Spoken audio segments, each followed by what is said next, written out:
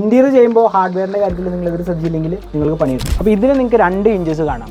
ഇതിൽ ഒരെണ്ണം nickel plated inches ആണ്, ഇതിൽ ഒരെണ്ണം SS ഇഞ്ചസ് ആണ്. പിന്നെ ഇതെങ്ങനെ മനസ്സിലാക്കും? കാര്യം ഇത് വിഷ്വലി എല്ലാം സെയിം ആണ്. അപ്പോൾ ഇതിൽ SS ഇഞ്ചസുമോ ഇവിടെ SS 304 എന്ന് എഴുതിയിട്ടുണ്ടാവും. ഈ നിക്കൽ പ്ലേറ്റഡ് ഇഞ്ചസുമോ ഒന്നും ഉണ്ടാവില്ല. അപ്പോൾ നിങ്ങൾ കൂടുതലും ഈ വെറ്റ് ഏരിയാസിലൊക്കെ നിങ്ങൾ കൂടുതലും SS ഇഞ്ചസ് ഉപയോഗിക്കുക. പിന്നെ ഡ്രൈ ഏരിയാസിൽ നിങ്ങൾക്ക് ഈ നിക്കൽ പ്ലേറ്റഡ് ഇഞ്ചസ് ഉപയോഗിക്കാവുന്നതാണ്. പിന്നത്തെ ഒരു കാര്യം എന്ന് പറഞ്ഞു കഴിഞ്ഞാൽ ആസ് എൻ ഇൻറ്റീരിയർ കമ്പനി നമ്മൾ സജസ്റ്റ് ചെയ്യാന്ന് പറഞ്ഞു കഴിഞ്ഞാൽ SS ഇഞ്ചസ് ഉപയോഗിക്കാവുന്നതാണ്. മൊത്തം പ്രൊജക്റ്റിൽ നിങ്ങൾ SS ഇഞ്ചസ് ഉപയോഗിക്കുക. അപ്പോൾ നിങ്ങൾക്ക് ഈ പറയുന്ന റസ്റ്റ് ഇഷ്യൂസോ അങ്ങനെയൊന്നും ഉണ്ടാവത്തില്ല. പിന്നെ നമ്മൾ റിസർച്ച് ചെയ്തിട്ട് കണ്ടുപിടിച്ച ഒരു ടെക്നിക്കാണ് ഈ വുഡ് ഇൻസേർട്ടിങ്. ഈ വുഡ് ഇൻസേർട്ടിങ് എന്ന് പറഞ്ഞാൽ നമുക്ക് ഈ ഡെൻസിറ്റി കുറഞ്ഞ ബോർഡ്സ്, സ്ക്രൂ ഹോൾഡിങ്ങിന് പ്രശ്നമുള്ള ബോർഡ്സ്, അവിടെയൊക്കെ നമ്മൾ ഈ ഒരു വുഡ് ഇൻസേർട്ടിങ് ചെയ്യുക. നമ്മളൊരു 5x5 സെൻറ്റിമീറ്റേഴ്സിൻ്റെ ഒരു പൊടി എടുത്തിട്ട് അതിൻ്റെ ഉള്ളിലോട്ട് ഈ വുഡ് ഇങ്ങനെ കയറ്റും.